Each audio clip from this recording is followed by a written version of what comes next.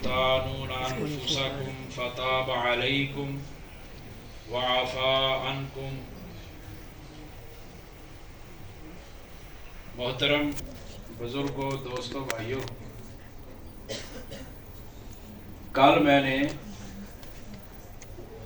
ایک ایسی چیز کا تذکرہ کیا تھا جس کے استعمال کرنے سے، جس کو لینے سے انسان کا روزہ ٹوٹ جاتا ہے، فاسد ہو جاتا ہے، اور وہ ہے کھانا پینا۔ آج دوسرا سبب جس کی وجہ سے روزہ ٹوٹ جاتا ہے اس کا تذکرہ ہے۔ سب سے پہلے جو بنیادی بات سمجھنے والی ہے وہ یہ ہے کہ جب رمضان المبارک کو فرض کیا گیا تھا تو اس وقت جو پابندیاں عائد کی گئی تھی ان میں سے 2 پابندیاں ایسی تھی جو بعد میں ختم کر دی گئی۔ ایک پابندی یہ تھی کہ اگر کوئی شخص افطار کے وقت سے تھوڑی دیر پہلے سو جاتا اور افطار کا وقت گزر جاتا اس کے سونے کی حالت میں،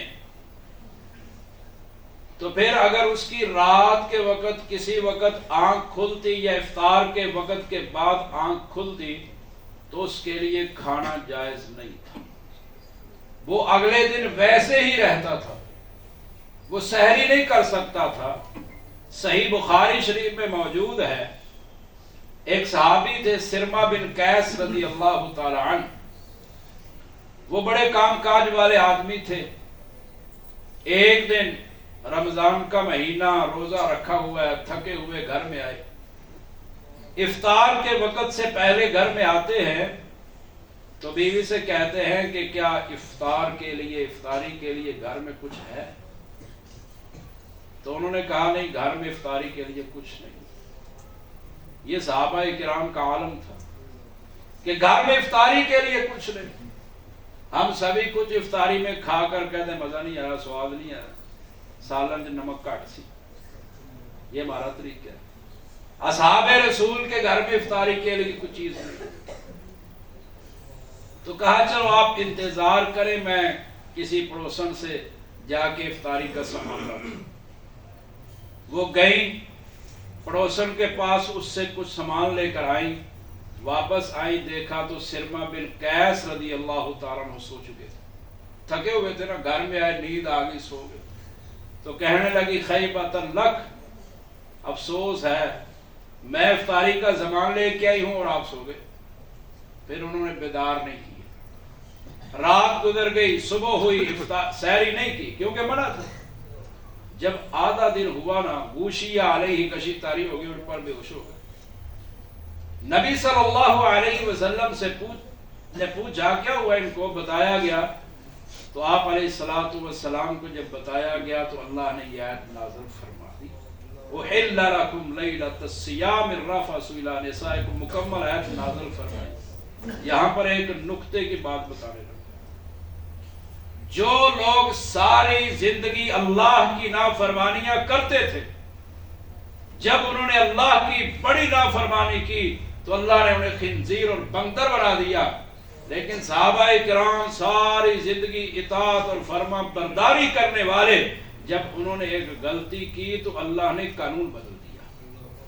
یہ صحابہ رسول کی شان ہے کہ اللہ ان کی وجہ سے قوانین بدلتا ہے۔ یہ ایک پابندی تھی، اس کو ختم کر دیا۔ اس دور میں ہوتی تو شاید روزے دار کم ہی بچتے۔ دوسری پابندی وہ یہ تھی کہ عشاء کی نماز پڑھ لینے کے بعد، رمضان المبارک میں عشاء کی نماز پڑھ لینے کے بعد کسی شادی شدہ شخص کے لیے بیوی کے پاس جانے کی اجازت نہیں تھی رمضان کی رات میں۔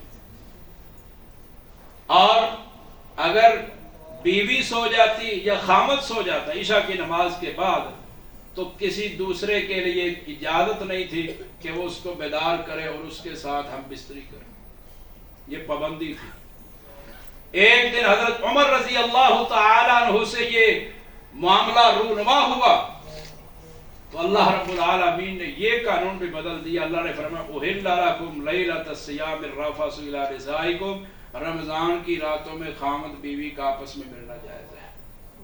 حضرت عمر رضی اللہ تعالیٰ عنہ کی وجہ سے دوسری پابندی بھی ختم ہو گئی. تو یہ اللہ نے ایک آسانی کی تھی، تو اس پر مزید آسانی چاہنے والے بھی لوگ موجود. وہ کیا کرتے ہیں؟ وہ رمضان کے مہینے میں دن کے وقت روزے کی حالت میں بھی جماع کر رہے ہیں. رمضان کے مہینے میں دن کے وقت روزے کی حالت میں جماع کرنا جائز نہیں، حرام ہے، کیونکہ اللہ رب العالمین نے اس کی پابندی قرآن میں لگائی ہے. ہاں اگر کسی سے یہ معاملہ ہو جاتا ہے تو اس کا حل بھی ہو. ابو ہریرہ رضی اللہ تعالیٰ عنہ فرماتے جاء رجل الی رسول اللہ صلی اللہ علیہ وسلم، پیغمبر صلی اللہ علیہ وسلم کے پاس ایک بندہ آیا، آ کر کہنے لگا ہلکت یا رسول اللہ، یا اللہ کے رسول میں ہلاک ہو گیا. صحابہ سے جب گناہ ہوتا تھا نا تو وہ اپنے آپ کو سمجھتے تھے ہم ہلاک ہو گئے، اور ہم سے گناہ ہوتا ہے تو ہم دلیر ہو جاتے ہیں. صحابہ کہا اللہ کے رسول میں ہلاک ہو گیا، تباہ و برباد ہو گیا. آپ علیہ السلام نے فرمایا کیا ہوا؟ کہنے لگا وقعت علی امرأتی فی رمضان، اللہ کے رسول روزے کی حالت میں رمضان کے مہینے میں نے بیوی سے جماع کر لیا، بیوی سے ہم بستری کر لی. تو آپ علیہ السلام نے فرمایا کیا تیرے اندر یہ طاقت ہے کہ تو ایک غلام آزاد کرے؟ کہنے لگا نہیں، یہ میرے اندر طاقت نہیں ہے. آپ نے فرمایا چلو اس کی طاقت نہیں، بتا کیا تو 2 مہینے کے مسلسل روزے رکھ سکتا ہے؟ کہنے لگا نہیں اللہ کے رسول صلی اللہ علیہ وسلم یہ بھی ہے. دل میں تو اس نے کہا ہوگا نا اللہ کے رسول یہ رمضان کا 1 مہینہ نہیں رکھے جا رہے تو آپ 2 مہینے کی بات کرتے. تو اس نے کہا نہیں میرے اندر 2 مہینے کے روزے رکھنے کی طاقت نہیں ہے. تو آپ علیہ السلام نے فرمایا کیا 60 مسکینوں کو کھانا کھلا سکتا ہے؟ کہنے لگا نہیں. یہ یاد رکھنا یہ کفارہ ہے، گناہ کو ختم کرنے کا ذریعہ ہے. حالت روزے کے اندر بیوی کے ساتھ جماع کرنا، ایک غلام آزاد کرنا. اگر اس کی طاقت نہیں تو 2 مہینے کے مسلسل روزے رکھنے. اگر اس کی بھی طاقت نہیں ہے تو پھر 60 مسکینوں کو کھانا کھلانا. 60 مسکین. آپ نے فرمایا 60 مسکینوں کو کھانا کھلا سکتا ہے؟ کہنے لگا نہیں. آپ علیہ السلام نے فرمایا ذرا انتظار کرو. بیٹھ گیا. اچانک ایک بندہ آتا ہے، وہ بہت بڑا ٹوکرا لے کے آیا کھجوروں کا بھرا ہوا. آپ علیہ السلام نے فرمایا یہ پکڑو لے جاؤ اور فقیروں میں تقسیم کر. تو پتہ کیا کہنے لگا؟ اللہ کے رسول مدینے کے اندر مجھ سے بڑا بھی کوئی فقیر ہے؟ مجھ سے بڑا فقیر بھی مدینے میں کوئی ہے؟ آپ علیہ السلام مسکرائے. بخاری کے اندر موجود حتی بدت انیابہ، آپ کی دانت، آپ کی انیاب کچلی والے دانت ظاہر ہوئے. تو آپ نے فرمایا اطعمہ اہلک، لے جا اور لے جا اس کو اور اپنے گھر والوں کو. کفارہ ضرور ادا کرنا. اگر کسی کے پاس طاقت نہیں نا تو اس کی قوم قبیلے والوں کو چاہیے کہ اس میں معاونت کرے. ایک صحابی تھے، ان سے یہ عمل ہوا، بڑے پریشان ہوئے. اللہ اپنی قوم کے پاس گئے، کہنے لگے یار میری مدد کرو، مجھ سے گناہ ہو گیا ہے یہ والا. تو انہوں نے کہا بھئی ہمارے پاس طاقت نہیں ہے. کہنے لگا چلو ہم ایسے کرو کہ میرے ساتھ نا اللہ کے رسول صلی اللہ علیہ وسلم کے پاس جاؤ. قوم کے لوگوں نے کہا تیرے ساتھ ہم اللہ کے رسول کے پاس نہیں جائیں گے، کیونکہ اگر ہم گئے چلے اور کوئی آیت نازل ہو گئی نا ہمارے بارے میں تو ساری زندگی ذلیل ہوگی. قیامت تک ہمارا قرآن میں بیان ہوگا کہ اس قوم کے بندے نے یہ کام کیا تھا، ہم نے نہیں جانا. اکیلا ہی چلا گیا.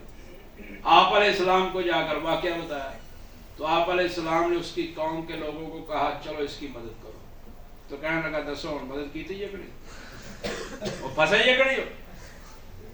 یہ کیا مسئلہ سمجھ آیا کہ جس پر کفارہ لازم ہے اس کی قوم کے لوگوں کو اس کی مدد کرنی چاہیے.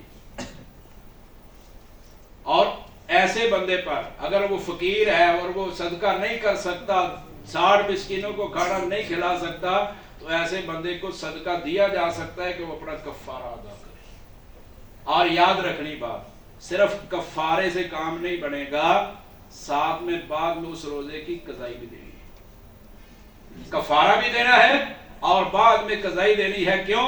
اس لیے کہ اگر کوئی بندہ عذر کی وجہ سے روزہ چھوڑ دیتا ہے، اس پر قضائی لازم ہے، تو جو بغیر عذر کے چھوڑ دے اس پر قضائی لازم نہیں ہوگی، اس پر بھی قضا لازم ہوگی، تو وہ کفارہ بھی دے گا اور ساتھ میں قضا بھی دے گا۔ اللہ رب العالمین سے دعا ہے کہ اللہ تعالی ہمیں سمجھنے کی توفیق عطا فرمائے۔ سبحان ربک رب العزت عما یصفون وسلام علی المرسلین والحمد للہ۔